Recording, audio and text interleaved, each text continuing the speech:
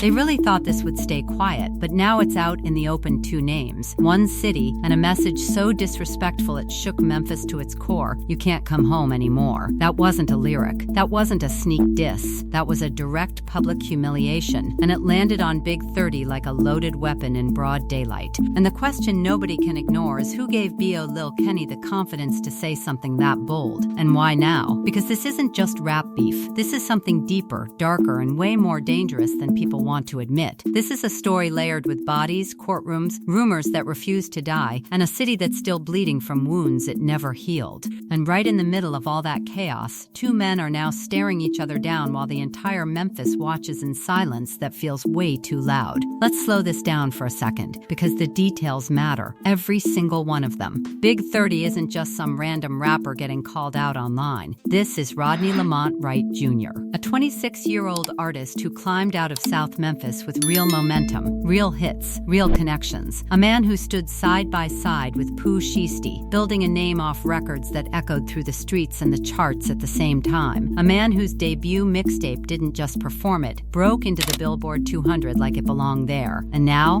he's on camera being told he doesn't belong in the very city that built him. Pause right there. Let that sink in. Because on the other side of this tension is BEO Lil Kenny, and Kenny is not moving like someone who's guessing. He's moving like someone who knows exactly what he's doing. Fresh out of a past that included staring down life sentences. Stepping straight from prison into a music video like time itself owed him something. And then securing backing from a machine powerful enough to turn unknowns into global stars. That's not luck. That's timing. That's positioning. That's strategy. So when Kenny speaks, people listen, but not always for the reasons they admit. And here's where things get uncomfortable, because the internet has been running wild with a narrative that doesn't match reality. Headlines screaming that Kenny is tied to one of the most explosive murders in Memphis. Videos stacking speculation on top of speculation. But the actual record? It doesn't say that. No arrests, no charges, nothing confirmed. Just an open case sitting there like a question nobody can answer, while the internet pretends it already has. So why is his name even in the conversation? Because Kenny put himself there. He stepped directly into the most dangerous space possible, the space where people whisper instead of speak. He didn't just drop music. He didn't just chase attention. He poked at wounds that never closed. He aimed his words at the CMG side of the map, the same side Big 30 is connected to, and he did it loudly, repeatedly, and without hesitation. And in a city like Memphis, that kind of boldness doesn't go unnoticed. It gets remembered. And then came the escalation. First, the indirect shots, then the direct ones, then the line you're never supposed to cross, the kind of disrespect that doesn't just hit the ears, it hits the chest, the kind that forces a reaction. Because in this culture, there are rules, unspoken, but understood. And once those rules are broken, things don't just stay musical anymore. And then Kenny did something even bigger. He didn't hide behind a track. He didn't bury it in a verse. He went public. He told Big 30 stay out of Memphis, just like that, clean, direct, no filter. And suddenly, this wasn't just about bars anymore. This became about territory, about identity, about who gets to claim a city that has already seen too much blood tied to that exact question. And Big 30, he didn't stay silent. Because silence in moments like this,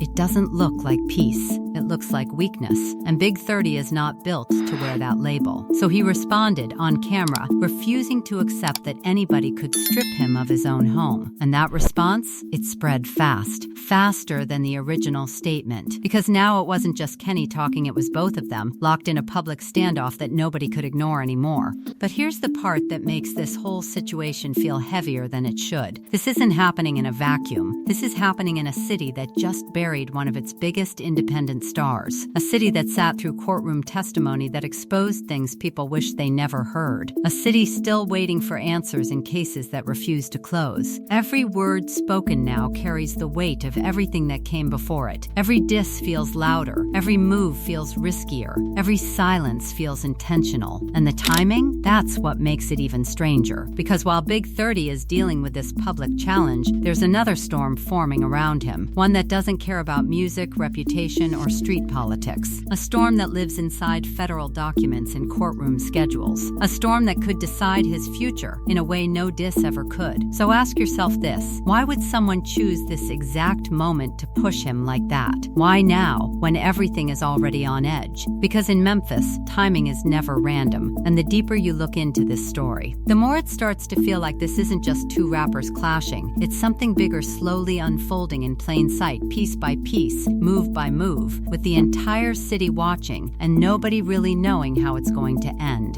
And the scariest part? It doesn't feel like it's over. It feels like it's just getting started. And just when you think the tension couldn't get any tighter, it shifts, not explodes, not resolves. It just tightens, like something pulling from behind the scenes, quietly squeezing both sides at the exact same time. Because while everyone is locked in on Kenny's words and Big 30's response, there's another reality creeping in, one that doesn't care about pride, doesn't care about respect, doesn't care about who runs Memphis. And that reality is federal, cold, calculated, unemotional, and it's already in motion. This is where the story stops being just about what's said and starts becoming about what's coming. Because in April 2026, something dropped that changed everything. Not a song, not a diss, a federal indictment. Names, charges, details laid out in a way that doesn't leave room for interpretation. Big 30 wasn't just trending anymore, he was listed, officially alongside people he's been tied to his entire career. And suddenly, the conversation shifted from who said what to what happens next. Now think about that timing again. A public humiliation online, a direct challenge to his place in Memphis, and at the same time a federal case building around him with allegations so serious they don't just threaten his image, they threaten his freedom. That's not coincidence. That's pressure from two different worlds colliding at once. And most people don't even realize how dangerous that combination really is. Because here's the truth nobody wants to say out loud. When someone is already dealing with something that heavy, they're not supposed to react. They're supposed to disappear, lay low, stay quiet, let things pass. But Big 30, he didn't do that. He stepped forward. He answered. He refused to let someone else control the narrative about his own city. And that's what makes this feel unpredictable. Because on the other side, Kenny isn't backing down either. He's not softening his stance. He's not walking anything back. If anything, he's leaning into it harder, saying things others wouldn't dare to say, standing in a space where every word feels like it could trigger something bigger. And the more attention he gets, the more the speculation grows around him, even when the facts don't support it. That's the trap. The louder you get, the more people start attaching things to your name that you didn't ask for. And in a city like Memphis, where the past is still fresh and the answers aren't complete, speculation doesn't just stay online, it starts shaping reality in ways nobody can control. And now look at the full picture. One side dealing with federal charges that could change everything. The other side carrying a reputation that's growing faster than the truth can keep up with. Both standing in a city where history hasn't settled yet, where names like Young Dolph and Big Juke aren't just memories, they're unresolved chapters still influencing everything happening right now. This isn't just a beef anymore. This is pressure building from every direction at once. And what makes it worse is that nobody is stepping in to slow it down. No OG voices cutting through the noise. No clear resolution. Just silence in certain places and noise everywhere else.